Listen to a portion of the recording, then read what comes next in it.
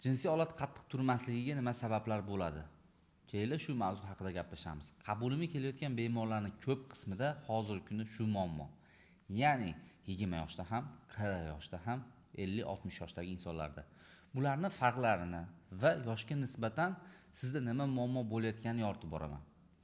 Jinsiy holat qattiq turmasligini odatda 20 yoshdagi bemorlarimiz keladi. Bunga eng ko'p faktlar, eng ko'p sabablar nima? 20 yosh atrofidagi bemorlar masturbatsiya bilan shug'ullanishligi oqibatida jinsiy holatda taranglik yo'qoladi. Bunga sabab nima? Bu yerda terining sezuvchanligi ba'zida yuqorilab ketadi, ba'zida pastlab ketadi va terida bo'ladigan o'zgarishlar, ya'ni travmalar yuzaga kelishi mumkin bo'ladi. Terining ostidagi qavat, muskul qavatda travma kelishi natijasida jinsiy holat hatto o'zi bilmagan holatda travmaning hisobiga qiyshayishlar, ya'ni Peyronie kasalliklariga olib borishi mumkin bo'ladi. 20 yoshdagi bemorlar yana aytadi, tez bo'shanib qo'yapman deydi. U jinsiy aloqa qilmasdan turib tez bo'shanishlikka baho bera olmaydi. Masturbatsiya bilan tez bo'shanishlikka baholash bu eng xato narsa. Chunki qachonki uylanasiz, regular aloqa qilasiz, keyin siz tez bo'shanishlikka ham baho bera olasiz. Endi siz doimiy ravishda masturbatsiya qilayotgan bo'lsangiz, ertangi kuningizda uylanganingizdan keyin tabiiy ereksiyaga erisha olmaysiz. Jinsiy holat qattiq turmasligi va masturbatsiya qilsangiz turkizib keyin jinsiy aloqa qilishingiz mumkinligi kutayotgan bo'lishi mumkin. Chunki bu bizning hozir kelayotgan bemorlarimizning ichidagi muammolardan va savollarga yechimlar topayotganimizdan bilinadi va faktlar bor bunga. Endi odatda aytamiz. Xo'p, siz doktor qizlik pardasini ololmadi, boshqa bemorlarim haqida deb gapirib chiqdingiz deysizlar. Endi u insonlarda nima muammo bo'lyapti? Nima sababdan qizlik pardasini ololmayapti? Nima sababdan jinsiy holat turmayapti? Bu sizga qiziq bo'lsa, videoni oxirigacha kuzating, yoritib beraman. Endi bu yerda ushbu insonlarda 26, 28, 30 yosh bemorlar orasidagi muammolardan biri bu anatomik o'zgarish. Ya'ni jinsiy holatni kelayotgan arteriya va venoz qon tomirlarida muammo borligi. Arteriyada muammo bo'lishiga sabab bu yerda tasavvur qiling, ikkita g'ovak tana. Jinsiy holatda ikkita g'ovak tana bo'ladi. Ya'ni mana bu ikkita g'ovak tanadan shunday jinsiy holat yasaladi. Bo'ladi anatomik jihatdan. Bu g'ovak tanada qon aylanish buzilsa, jinsiy holat tarangligi yo'qoladi. Lekin ko'pchilik aytadi, menda u narsa yo'q bo'lsa, qanday tekshiruvdan o'tishim kerak deyshadi. Bunda oddiy UZI Doppler tekshiruvi, ya'ni bu yerda Doppler qilganda polовой chlenda, ya'ni jinsiy holatda qon aylanish buzilmaganligini bilish. Endi buni yana ham takomillashtirilgan tekshiruvlari bor.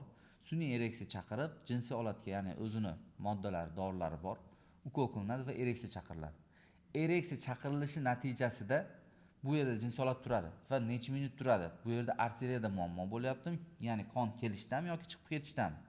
Agar ikkalasida ham muammo bo'lsa, bu yerda yechim faqatgina jinsiy holat yechim protez hisoblanadi. Ba'zi yengil darajalarda biz lecheniya qilsak bo'ladi. Endi venozning utechka deymiz. Ya'ni venoz qon tomirlari arteriyadan qon kirdi. Venozda muammo bor, ya'ni chiqib ketyapti qon. Venozning utechka bo'lyapti. Klapanlar ishlamayapti. Bu holatda nima qilish kerak? Bu holatda ushbu utechka bo'layotgan venoz qon tomirlarini berkitib, mayda kapillyar venozlarga yo'naltirilish kerak. Yo'naltirilsa, keyingina sizda bo'lgan ereksiyani uzoq muddatda ushlab berib turishi mumkin jinsiy holat. Ba'zida bu ham foyda bermasligi mumkin. Buni ta'kidlab o'tamiz. Qabulimga kelgan bemorda xuddi shu venozning utechka bo'lganligi tufayli u bemorga penil implant qo'yib berdik va qizlik pardasini ola oldi. Rahmat aytib, shu o'zimiz O'zbekistondagi bemor Vohid nomonidan, u bemorimiz yoshi 29 da. U 2 yil mobaynida jinsiy aloqa qila olmagan. Turadi, yotib qoladi. Har xil dori vositalaridan foydalangan. Lekin bunga sabab shu anatomik o'zgarishning hisobiga jinsiy holat taranglashmaganligi. Endi ko'pchilik aytadi, u narsa yaxshi chiqdi doktor. Bunga yana nima sabab bo'lishi mumkin? Hozirgi yoshlarda eng ko'p tarqayotgan muammolardan biri bu psixologik travma. Bu nima o'zi? Bunda ham ereksiya yo'qolib qoladimi? Degan savollar kelib tushadi. Hozir eng aktual bo'layotgan narsa nima? Kredit. To'g'rimi? Ya'ni kredit oladi, mashinani kreditga oladi, lekin bu yerda bu o'ylamaydi, uni to'lashdi, boshqa. Lekin shu stressning hisobiga jismonan zaiflikka olib keladi.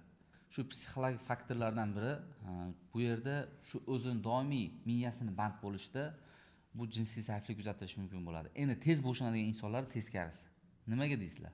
Tez bo'shanadigan insonlar jinsiy aloqa qilayotganda 2-3 minutda bo'layotgan bo'lsa, o'sha paytda o'sha stressni o'ylasa, to'g'ri, ba'zida jinsiy holatda yotib qolishi mumkin, lekin ereksiyani cho'zilish holatlari kuzatilishi mumkin bo'ladi. Ya'ni biznes sohasini o'ylab jinsiy aloqa qilsa. Bu keltirilgan izohlarda. Ya'ni savol kelib tushaveradi bizda, jinsiy zaiflik juda o'zi keng mavzu. Men avtoavariyaga uchraganman, shunda nima bo'lishi mumkin? Meni shu jinsiy holatim qattiq turmayapti degan savollar ham kelib tushadi. Bu holatda nima bo'ladi? Bu holatda avtoavariyada shu nervlarning qisilishi, ya'ni siqilishi hisobiga bu yerda jinsiy holatga keluvchi impulslar yo'qoladi. Yo'qolish natijasida jinsiy holat turmay ham qolishi mumkin bo'ladi.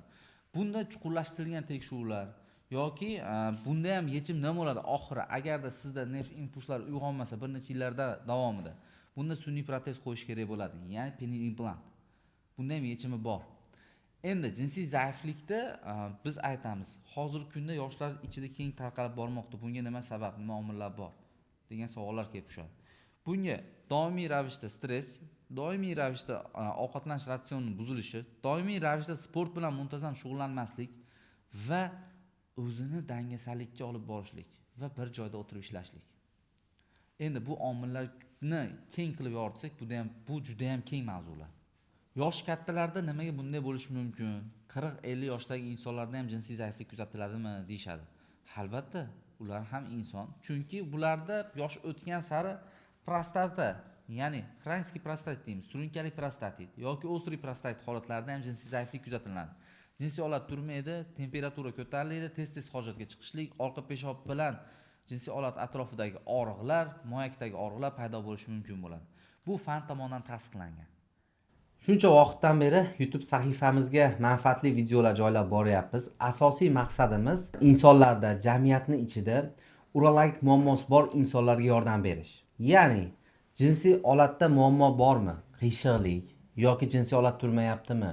Yoki farzandsizlikdan qiynalanyapsizmi? Spermogramma tahlillarida sizda urug' ko'rsatkichlari nol ko'rsatyaptimi?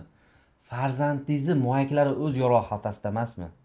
Unda quyidagi nomerlar orqali bizga murojaat qiling. Biz sizga sifatli ma'lumot va sifatli yechimni qilishga harakat qilamiz. Endi ushbu insonlarda ham ereksiya sekin-sekin asta yo'qolib borishi mumkin bo'ladi. Bunda yechim nima bo'ladi? Ya'ni yechim shu xronskiy prostatitni davolashlik va bunga yaqin bo'lgan omillarni bartaraf qilishlik kerak bo'ladi. Endi biz o'z-o'zidan kelib chiqib aytamiz. Bu yerda faqatgina shu narsalar sababmi yoki yana ilm fan tomonidan nimadir bormi degan savol. Endi organizmning o'zi jinsiy holat, ya'ni erektil disfunksiyaga sabab bo'luvchi omillardan biri bu testosteron tushib ketishi ham bo'ladi. Testosteron tushib ketishiga nima sabab? Nima uchun tushib ketadi degan narsalar yuqoridagi narsalarga bog'liq emas. Endi moyakdan o'zi asli testosteron ishlab chiqariladi, to'g'rimi? Ya'ni moyak bo'lsa, moyakda o'zi ikkita vazifasi bor asosiy: sperm ishlab chiqarish va testosteron ishlab chiqarish. Siz farzandli bo'ldingiz, endi sizga o'zingiz uchun yashashlik kerak, lekin testosteron esa pasayib ketib bormoqda. Bunda shu venozniy qon tomirlarida, ya'ni moyakdagi qon tomirlaridagi muammolar bo'lsa, moyakda qonlanish yaxshi bo'lmasa, testosteron ishlab chiqarish pasayishi mumkin bo'ladi.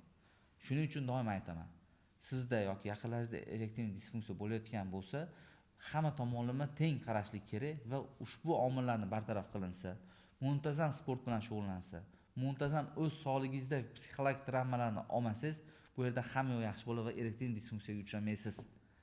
Endi qandli diabetga qaytamiz yana. Qandli diabetda nima bo'lishi mumkin? Qandli diabetda bor insonlarda erektil disfunksiya tushib ketadi, ya'ni jinsiy zaiflik bo'ladi deb aytasiz doim deysiz. Qandli diabeti bor insonlarda qon tomirlarida muammo borligi yoki shu yerdagi jinsiy holatdagi g'ovak tanani chandiqlanishi hisobiga yuzaga kelishi mumkin bo'ladi.